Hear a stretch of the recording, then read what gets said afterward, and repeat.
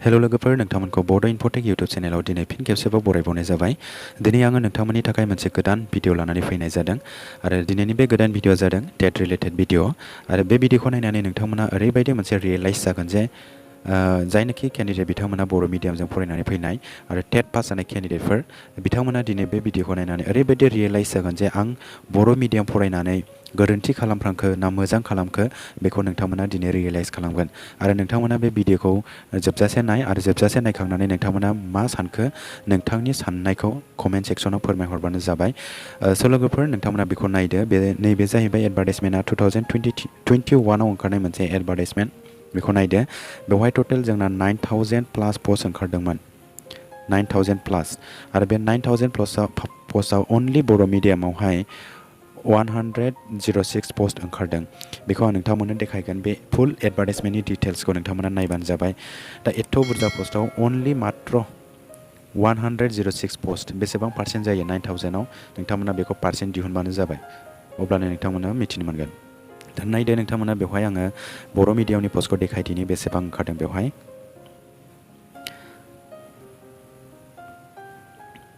नोंथांमोना बेवहाय नुनो मोनदों नैबे जाबाय बर' मिडियामनि पस्ट।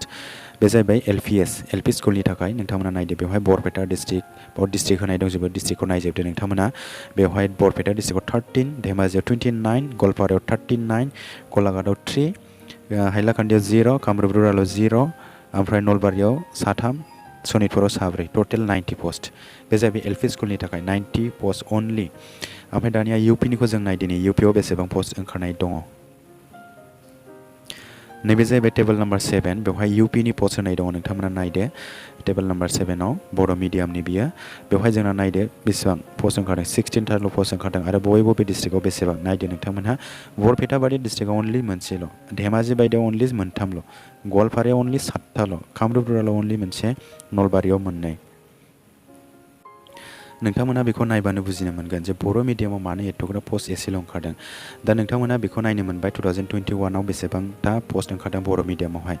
ओमफ्राय दानिया आङो 2023आव मोनसे पस्ट ओंखारबावदोंमोन 5000 प्लास। बे पस्टनि एडभार्टाइजमेन्टआव बेसेबां बर' मिडियामनि पस्ट ओंखारदों बेखौ आं नोंथांमोननो देखायदिनि।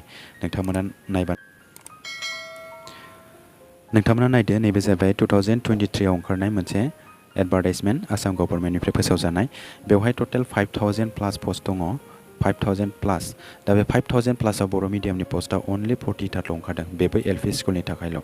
दा नोंथांमोना 5000निफ्राय अनलि 40 पस्ट बेसेबां पार्सेन्ट जायो बर' मिडियामावहाय नोंथांमोना पार्सेन्टखौ दिहुनबानो जाबाय। दा नोंथांमोना नायदो एडभार्टाइजमेन्टखौ डिटेल्सै आं नोंथांमोननो देखायगोन बेवहाय। दिनै नोंथांमोना बे भिडिअखौ नायनानै रियेलाइज जागोन जे बर' बिजोङाव फरायनानै मा खालामफ्रांखो। बेहाय नायदो नोंथांमोना नैबे जाहैबाय एलपि स्कुलनि बर' मिडियामनि पस्ट नोंथांमोना नायदो। धेमाजि डिस्ट्रिक्टआव 21 ओमफ्राय गवालपारायाव जोंहा 12 पस्ट टटेल 33 पस्ट। ओमफ्राय बेवहाय पिडब्लिउडि केन्डिडेटनि थाखाय रिजार्भेसन दोननाय जादोंमोन। बेवहाय 7था रिजार्भेसन दोननाय जादोंमोन ओमफ्राय टटेल पस्टआ जाहैबाय जोंना 40था पस्ट। अब्ला नोंथांमोना नायदो 5000 पस्टआवहाय बर' मिडियामनि पस्टआ अनलि 40थाल' बेबो अनलि एलपि स्कुलनि थाखायल'।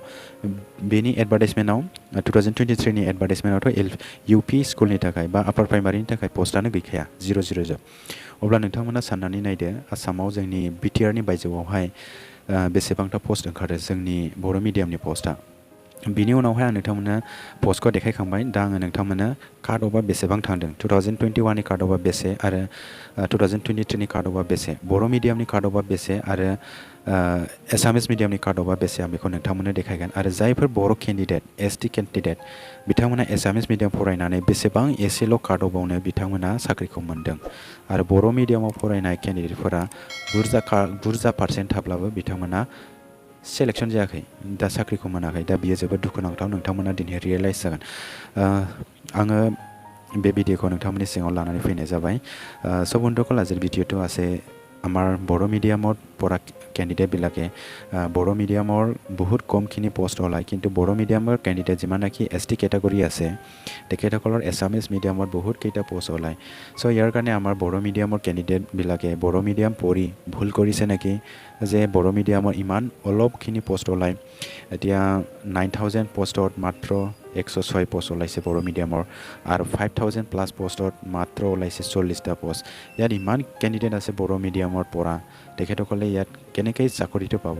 বা টিচিং জবৰ কাৰণে এলিজিবল বা কাট অফত মেৰিট লিষ্টত কেনেকৈ নাম আহিব এইটো মানে বহুত দুখ লাগিছে আমাৰ বড়ো মিডিয়ামৰ পৰা কেণ্ডিডেটবিলাকে ইয়াৰ কাৰণে আমাৰ যিমানকি বড়ো কেণ্ডিডেটবিলাক আছে বা বড়ো ল'ৰা ছোৱালী আছে তেখেতসকলে যিকেইটা এছামিছ মিডিয়াম পঢ়িছে তেখেতসকলে অলপ পাৰ্চেণ্ট দি তেখেতসকলে চিলেকশ্যন কৰিছে বা চাকৰি পাইছে ইয়াৰ কাৰণে বৰ্তমান এইটো বড়ো মিডিয়ামৰ পৰা কেণ্ডিডেটবিলাকৰ কাৰণে এইটো বহুত দুখ লগা কথা সেইটোৰ কাৰণে আমাৰ বড়ো মিডিয়ামৰ পৰা কেণ্ডিডেটবিলাকে বহুত ৰিয়েলাইজ কৰি আছে যে বড়ো মিডিয়াম পঢ়াটো ভুল কৰিছে নেকি বা এছামিছ মিডিয়াম পঢ়িলে বেছি ভাল হ'লে হয় নেকি সেইটো মানে এতিয়া বৰ্তমান এইটো ৰিয়েলাইজ কৰি আছে চ' বন্ধুসকল এইটোৱে আজিৰ ভিডিঅ'ৰ মেইন টপিকটো এইটোৱে আলোচনা কৰিবৰ কাৰণে এইটো ভিডিঅ'টো অনা হৈছে আপোনালোকে এইটো বেয়া নাপাব এইটো বড়ো লেংগুৱেজত যিমান নেকি মই কৈছোঁ সেইটোৰ বৰ্তমান যে কাট অফ চলি আছে বা বড়ো মিডিয়ামৰ কিমান নেকি পোষ্ট ওলাইছে আজিলৈকে বিটিআৰৰ কিয় পোষ্ট দিয়া নাই সেইটোৰ বিষয়ে এইটো আলোচনা কৰিছোঁ চ' বন্ধুসকল আপোনালোকে যদি বড়ো লেংগুৱেজটো জানে ভিডিঅ'টো একেলগে চাই যাব আৰু যদি নাজানে আপোনালোকে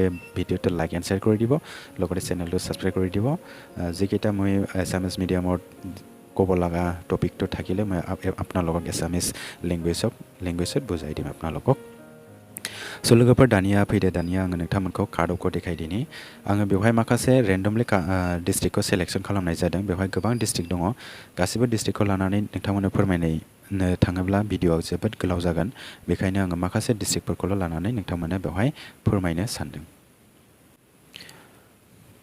नैबे जाहैबाय 2021 नि कार्ड अफ बरपेटा डिस्ट्रिक्टनि बे बरपेटा डिस्ट्रिक्टआवहाय बेसेबां कार्ड अफ थांदों नोंथांमोना नायबानो जाबाय बेवहाय नैखौ नायदो बरपेटा डिस्ट्रिक्टनि ओमफ्राय बेवहाय आङो सिगांग्रो बर' मिडियामनि कार्ड अफआ बेसेबां थांदों बेखौ आं नायदिनि बर' मिडियामनि कार्ड अफखौ नोंथांमोननो देखायगोन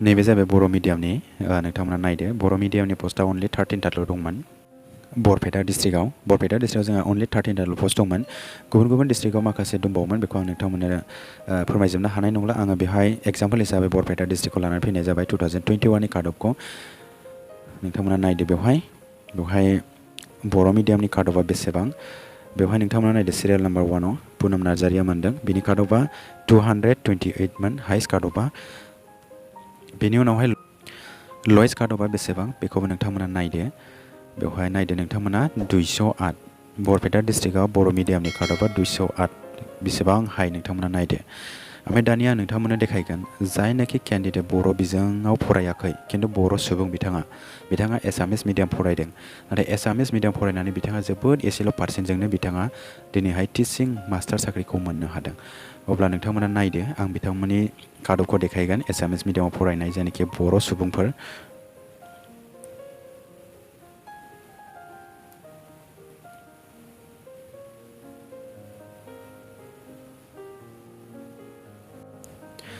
बेनो नोंथांमोना नायदो बेवहाय एसटिपि केटेगरि एसामिस मिडियाम दे खिन्थु बियो लोगोफोर नोंथांमोना नाय बरपेटा डिस्ट्रिक्टआवहाय बेसेबां दंमोन एसटि रिजार्भेसननि थाखाय 30टा पस्ट दंमोन बरपेटा डिस्ट्रिक्टआव नोंथांमोना नायदो ओमफ्राय बेवहाय एसामिस मिडियामाव फरायनाय जायनाखि केन्डिडेटफोर दंमोन बर' सुबुंफोर बिथांमोननि कार्ड अफखौ नोंथांमोना नायदो बेवहाय एसटि केटेगरियाव जोंहा माखासे हारिनि सुबुंफ्राबो गोग्लैयो बेवहाय राभा गार' देउरि सनवाल बिथांमोनाबो गोलैयो बेवहाय आं अनलि बर' केन्डिडेटफोरखौल' बेयाव मेनसन खालामनाय जागोन बेवहाय सुस्मिता बर'निखौ नायदो नोंथांमोना कार्ड अफआ बेसेबां 206 आरो बेबायदिनो नोंथांमोना गाहायाव दावलांबाय थादो बेसेबां दङ बेवहाय सिमा बसुमतारी नबज्योति गयारी रन्जु गयारी बेखौ नायदो नोंथांमोनहा बेसेबां कार्ड अफ थांदों बेहाय नायबानो नोंथांमोनहा मोनगोन बेवहाय जोंना बुहुत खम थांथारदों बर' एसामिस मिडियामनि जायनाखि फरायनाय बिथांमोननि कार्ड अफआ रन्जु गयारिनि कार्ड अफआ नायदो 197ल' बेनि उनाव थांबावदों नोंथांमोना गाहायाव बेयाव नुनो मोनगोन बन्ति रानी बसुमतारी नोंथांमोना नुनो मोनबाय बिथांनि कार्ड अफआ बेसेबां फैदों 193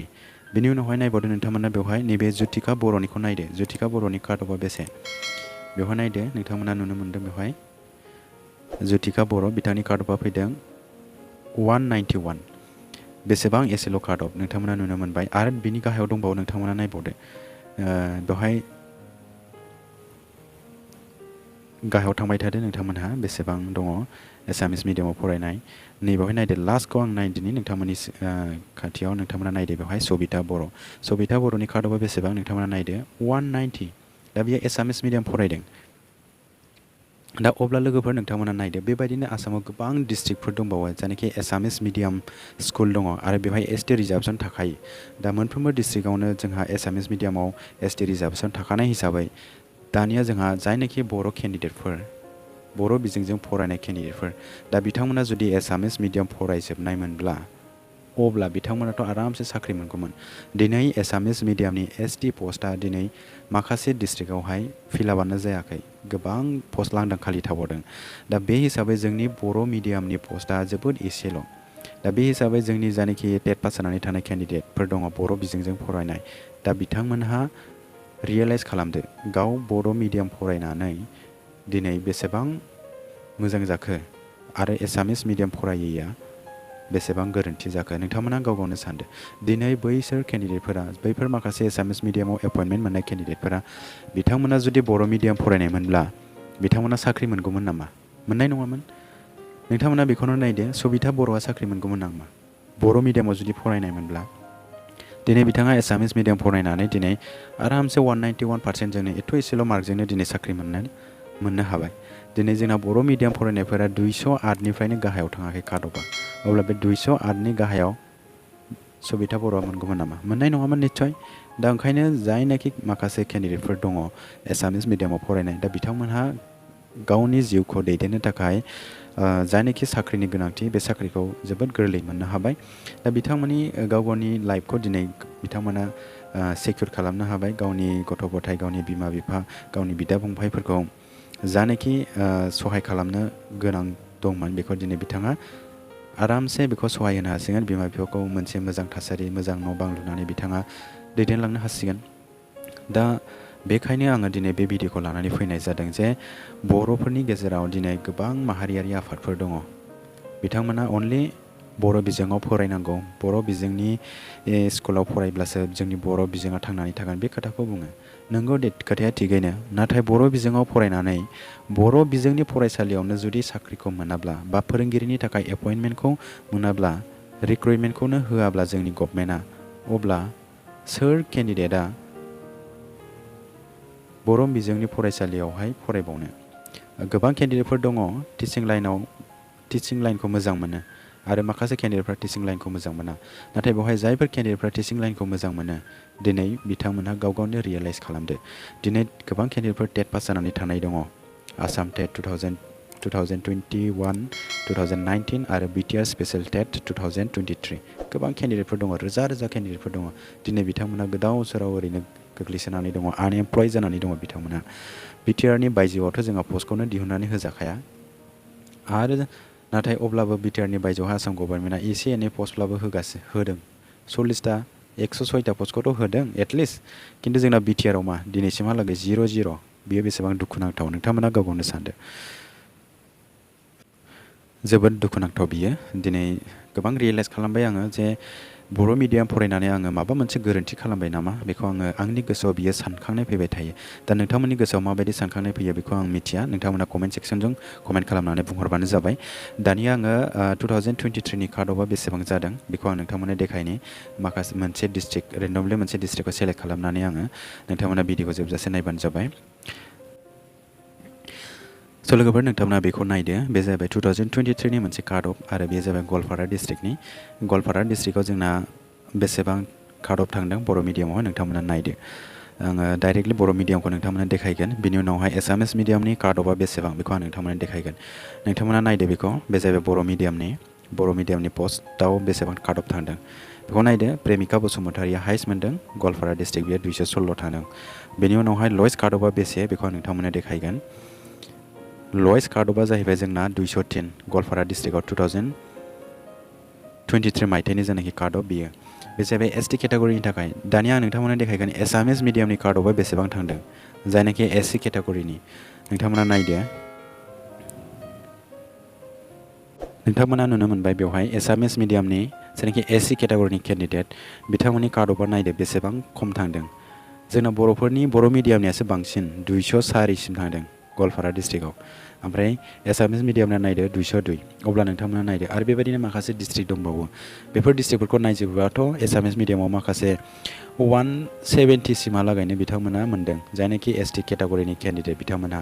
आरो एससि केटेगरिनि केन्डिडेटफोराबो बेबायदिनो गोबां एसेल' मार्कजोंनो बिथांमोना साख्रिखौ मोनदों। नाथाय जोंनि बर' मिडियामाव फरायनाय केन्डिडेटफोरासो दिनैहाय मोनसे साख्रिनि थाखाय दिनै हालाय हाफाय जागासिनो दङ बेयो जोबोद दुखुनांथाव बाथ्रा। जोंनि बर' हारिनि दैदेनगिरिफोरा दिनै मानो एथ'ग्राब नुनानैबो नुयै बायदि दिनै मानो थाखो बेयो जोबोद दुखुनांथाव बाथ्रा।